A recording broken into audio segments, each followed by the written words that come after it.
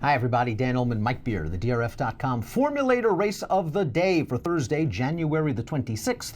Race number 8 at Aqueduct. We're going 6 furlongs on the inner dirt. This is an optional claiming race. 62,500 the claiming tag. Non-winners of 2 other than the condition. Here's a look at the field. And remember, head on over to the Race of the Day event page on DRF.com.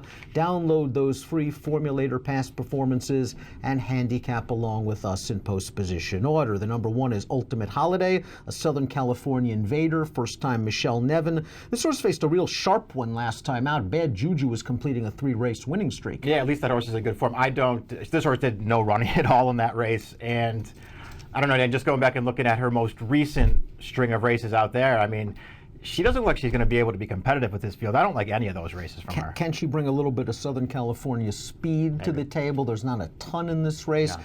Maybe Angela Royal will be very aggressive with Ultimate Holiday. The rail, not a terrible place to be on the inner. Yeah, it wouldn't be a bad idea, I guess, to come out of there and see if she has enough speed to make the front, because you're right, it's not like there are a bunch of burners in here. Maybe she can get forward and get the right trip. The winner of that last race, Bad Juju, not only was completing her hat trick, but she won the Kalukan Queen Stakes in that final win with an 83 buyer. The 2 is My 4 Chicks. Now, this horse was coming off an elongated layoff most recently, and I thought she ran quite well, all things considering. She was just outpaced at the very end. That runner-up, Jet Majesty, came back to be a well-beaten third in the ladies' handicap with a 71 buyer. This mare has races that indicate she can be competitive. I think it's a very good sign that she's wheeled right back in the entries without a little layoff. That's what I like about her, too. I mean, I feel like, just in going back and watching that last race again, I feel like she just might have been a little short in that race. Like, she needed it off the layoff. She actually made a nice run off the turn. She had a short lead in the upper stretch, and she just couldn't finish it off at the end.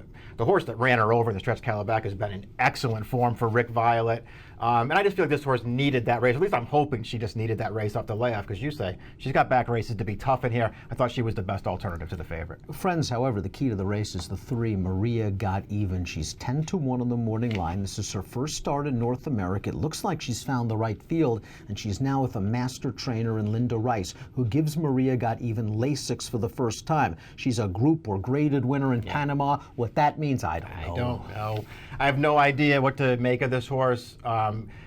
Generally, when these horses come over from these kinds of tracks, I just take a negative position on them and make them. This one, for some reason, scares me a little bit. Maybe it's the Linda Rice thing, because she just does such a great job. And this horse has a lot of races, a lot of wins over there. I don't really know where she fits, Dan. I'm afraid of her, though. The number 4, Sweet Ray of Sunshine, is 2 for 2 on dirt since being claimed by the always dangerous Rudy Rodriguez. And you've got to respect any mare that's won 15 of 34 with 7 seconds, and there's no reason why she can't fall into a good stalking trip here off the speeds. I feel the same way about her. I mean, she's stepping up in class here. It's a little bit tougher. Her last 2 wins, she's won her last 2, as you say, on dirt. They didn't get figures, either one of them. I thought she ran really well both times, though, and she does have figures on the go-back. I don't know. It's not an easy spot for her, but I don't know. It's not like she doesn't have a race that would beat this field. I think she's a little interesting, especially if she, sort of drifts way up in price. DRF proud to be partnering her up with Timeform US. Let's take a look at the Timeform US pace projector for our Formulator Race of the Day. Now, our friends at Timeform are saying that it favors horses on or near the lead, and they believe that the 5 Play Unified, who has not been headed in the first 2 calls of any of her 3 lifetime starts, is going to shake loose. This horse really appreciated the old Lasix blinkers makeover last time. Yeah, she also appreciated just getting loose on the lead over a track that was carrying speed, and it was wet too. I mean, she had a lot of things go right for her in that race. The horse that she held off at the end, Malibu Princess, did come back to win her next start. But Malibu Princess was one of the speeds who, for some reason, rated in that race, and it left Play Unified loose on the lead in there. She took advantage a little bit. The positive for her is I agree with the pace projector. There's not a lot of speed in here. She's very lightly raced. She's 2 for 3 in her life. She's got the speed. I mean, there are things to like about her. Just it all comes down to price. I wonder what kind of price she'd really be in here. Pace projector mentions that maybe the 5, maybe the 1 from Southern California. They'll be up close to the pace, and the projector believes it'll favor horses on or near the lead. The 6 is Module. This horse has shown speed, but in route races in her last 2 for trainer Bill Mott. Last time out, just ran into a runaway. That was just a good field, and now winners of 2 other thans. Oasis at Midnight came back to run 3rd in a graded stake with a 76 buyer speed figure. I'm just not sure if Bill Mott even knows what he's got with Module. Is this a turf horse? Is this a dirt router? Now we're going to turn back to a very sharp sprint. I wonder if she's going to be out sprinted early here. I agree with that. She looks like she wants to be forward in her races, but she doesn't look like a sprinter to me. It feels like they're just trying something new.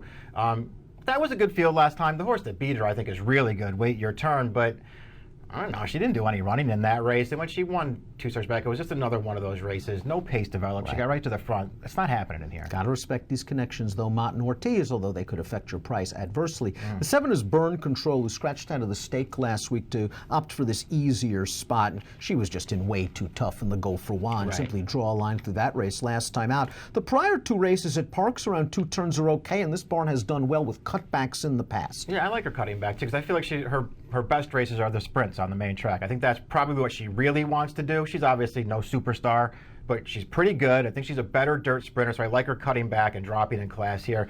I put her third. I think there are better horses than her in this race, but I put her third. I think she's a contender. Formulator fact for the morning line favorite, the number 8, Indulgent. This one trained by Kieran McLaughlin over the past 5 years with older dirt sprinters. Last out winners off this kind of a layoff, 50%, lots of favorites, a $2.27 return on investment. This filly needed a ship to Parks to win her maiden, then won last time out. And I thought did pretty nicely, making a big 4-wide bid on the turn. She was kind of getting out a little bit in the stretch, and that bothers me that this race preceded a layoff, because usually sharp horses don't go to the bench. That's right. If she can stay close to the pace, and the pace predictor believes she'll be mid-pack, it could work against her. She just is a logical contender. I agree with that. She's really well bred. Her first couple starts, when you go back and watch them, she just looks like a horse who needed some racing. She didn't know what she was doing. The form, I know they shipped her to Parks. Kieran will do that sometimes. The form for that race is working out pretty well. I mean, every one of the horses that she beat in there has since come back to at least win one race. She looked awful good to me last time. I think that was a good field too. She just swept that field through the turn. She's really well bred. She's supposed to be good. I think she is going to be good. The question is, what kind of price do you want to take on in this race? Because I think she's getting bet hard in here. 2 to 1 on the morning line, could certainly go less than that. Another formulator fact, Michelle Nevin's got this race bookended down towards the rail, and of course with the 9 Novik. Over the past 6 months, with older runners going turf to dirt, 40%, a $4.77 return on investment. Novik was claimed out of a turf race from a good trainer in Bob Robato, now returns back to dirt, and both of her good races came sprinting on this surface. Yeah, she started out her career like she was going to be okay. And then I guess things just didn't go great for her. Doesn't that just look like a terrible sign when they switched her to turf and dropped her in for 40 off of those running lines? To me, that looks like a bad sign. Nevin took her, but laid her off the claim. That's a bad sign. There are a lot of bad signs. But they are moving her back up in class. She's been breezing 5 furlongs. I like the way they're working her, and she does have ability. Maybe she's a sort of an upset special. She's got the formulator fact in our corner. Let's take a look at our selections for race number 8 at Aqueduct. I'm not sure this is a great